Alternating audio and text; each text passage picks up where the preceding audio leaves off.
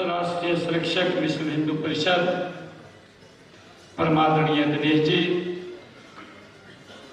मंच पर विराजमान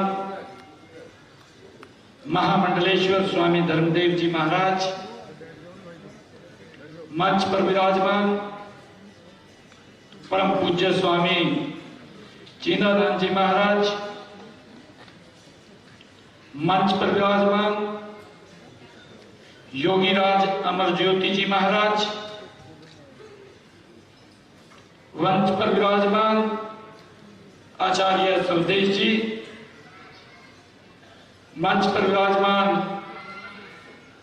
हमारे राष्ट्रीय स्वयंसेवक संघ के माननीय प्रांत संचालक माननीय प्रताप सिंह जी, हमारे गुरुग्राम के विधायक मुकेश जी, सोहना के हमारे विधायक तेजपाल तंवर जी, पटौदी की हमारी विधायिका श्रीमती विमला चौधरी जी, जिला के हमारे अध्यक्ष कमल यादव जी, सुदर्शन शर्मा जी, और आज का ये पवित्र कार्यक्रम का जो आयोजन किया है, मैं बधाई देना चाहूंगा नरेंद्र यादव जी को, दिनेश नागपाल जी को और हमारे दिनेश शास्त्री जी को।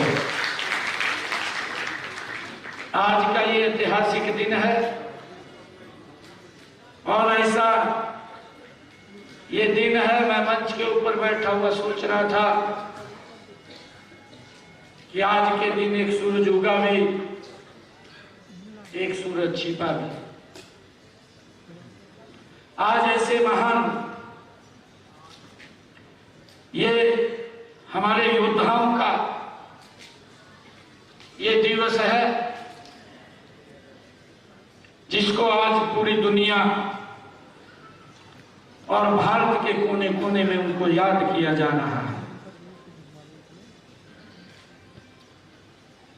आज वीर बाल दिवस देश के यशस्वी प्रधानमंत्री आदरणीय नरेंद्र मोदी जी ने ऐसे महान बालकों की कुर्बानी, जिन्होंने इस देश की रक्षा के लिए, धर्म की रक्षा के लिए एक बार भी वो मायूस नहीं हुए, हंसते हंसते दीवार में छिने गए। ऐसे सरदार जोरावर सिंह जी और सरदार फतेह सिंह जी, आज उनकी ये शहीदी का दिवस है। और एक हमारे दूसरे महान क्रांतिकारी सरदार उधम सिंह जी कांबोज, जिनकी आज जन्म जयंती है। वो ऐसा बालक जिसने 13 अप्रैल 1919 वो अंग्रेजों का क्रूर दृश्य जलियांवाला बाग के अंदर जिन्होंने देखा और रहा नहीं गया, भारत मां की माटी को उठा करके अपने माथे पर लगा करके संकल्प लिया कि जब तक मैं इस जनरल डायर को इसकी सजा नहीं दे देता तब तक मैं चैन से नहीं बैठूंगा। यह घटना 13 अप्रैल 1919, और वो बालक उसी देश में चला गया जिस देश में वो अंग्रेज रहता था। 13 मार्च 1940, 21 वर्ष के बाद उस बालक ने अपना वो प्रण पूरा किया। उन जो हमारे भोले भाले लोगों के ऊपर उन्होंने गोलियां चलाई थी, उस जनरल डायर को उसके देश में जाकर के मौत के घाट उतारने का काम इस सरदार उधम सिंह कांबोज ने किया है। ऐसे महान व्यक्तित्वों का आज ये दिवस है जिसको आज पूरा देश मना रहा है। मेरे लिए आज का दिन और पूरे समाज के लिए ये विशेष दिन है और मुझे ये खुशी भी है कि आज के दिन ही हमारे माननीय दिनेश जी ने वेदों को जो हिंदी में आम जन के लिए अर्पित किए हैं, और यह कार्य हमारे पूजनीय संतों की उपस्थिति में होने से इसकी गरिमा कई गुना बढ़ गई है। मैं सभी पूजनीय संतों को नमन करता हूं और आप सबको बहुत बहुत हार्दिक बधाई और शुभकामनाएं देता हूं। मैं विश्व हिंदू परिषद की इस कार्य के लिए सराहना करता हूं, जिनके अथक प्रयासों से यह प्रकाशन हो रहा है। अब इस प्राचीन ग्रंथ में छिपे ज्ञान के भंडार को आमजन, विशेष रूप से हमारी युवा पीढ़ी पढ़कर व समझकर इसको आगे बढ़ेगी। यह प्रयास हमने अपनी जड़ों से जुड़ने में ये सहायक सिद्ध होगा। हमारे लिए यह गर्व और गौरव का बात है कि महान कार्य भारतीय सभ्यता का पालन कर रही वैदिक धरा हरियाणा में संपन्न हुआ है। हरियाणा वह धरा है जहां मां सरस्वती के तटों पर इन वेदों की ऋचाएं लिखी गई थी। तब से लेकर आधुनिक काल तक वैदिक संस्कृति की धारा बहती आ रही है। मुझे खुशी है कि कृष्णवंतो विषमार्यम का उद्घोष करने वाले महर्षि दयानंद सरस्वती जी ने भी हरियाणा के जीवन में वैदिक आचार विचार को पहचाना था।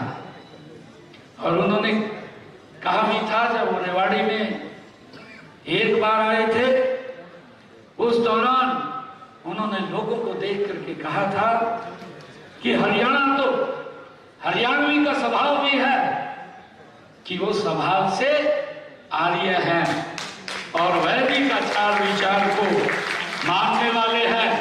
मुझे विश्वास है कि वेदों को हिंदी में पाकर हरियाणा के लोग विशेष रूप से उत्साहित होंगे।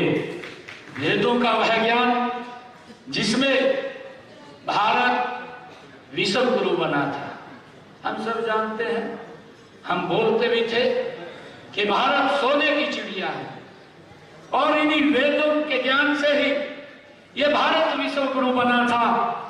आज भी जब हम भारत को विश्व गुरु बनाने की बात करते हैं तो वेदों के ज्ञान का प्रचार प्रसार बहुत जरूरी है।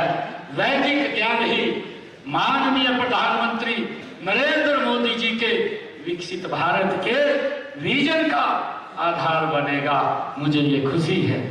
माननीय प्रधानमंत्री जी ने वेदों की महिमा के बारे में कहा है कि वेद केवल मंत्रों का संग्रह नहीं है।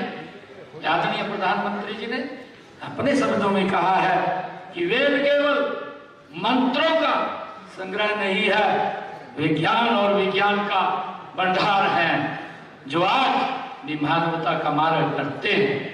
वे अपने समरसता, समानता और प्रकृति के प्रति समान के मूल्य सिखाते हैं।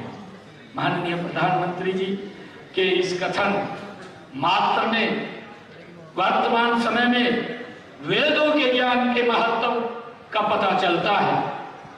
इसमें उन्होंने विज्ञान की बात कही है जो देश की सबसे बड़ी जरूरत है। साथ ही समरसता व समानता की बात है जो हमारे समाज को मजबूत बनाने के लिए बहुत जरूरी है। उन्होंने प्रकृति के प्रति सम्मान की बात कहते हुए वर्तमान समय में पर्यावरण संरक्षण का संदेश भी दिया है। अभी आदरणीय प्रधानमंत्री जी ने एक पूरे देश के अंदर योजना, एक आह्वान किया, एक पेड़ मां के नाम, और जिसका संदेश है कि हमारा जो पर्यावरण है वो शुद्ध रहे और लोगों को दिक्कत ना आए। हम देखते हैं, अभी टीवी के ऊपर भी देखते थे कि सबसे ज्यादा वायु में अगर पोल्यूशन है तो हमारे इसी दिल्ली के अंदर है। लगातार इसके ऊपर पूरा टीवी के ऊपर चर्चाएं चलती रहती थी, परंतु आदरणीय प्रधानमंत्री जी ने उस बात को समझते हुए एक आह्वान किया कि हमें एक पेड़ मां के नाम अवश्य लगाना चाहिए। और इसमें बहुत सारी संस्थाएं, एनजीओ और सामाजिक लोग सभी आगे निकल करके आए और करोड़ों की संख्या में लोगों ने एक मां पेड़, एक पेड़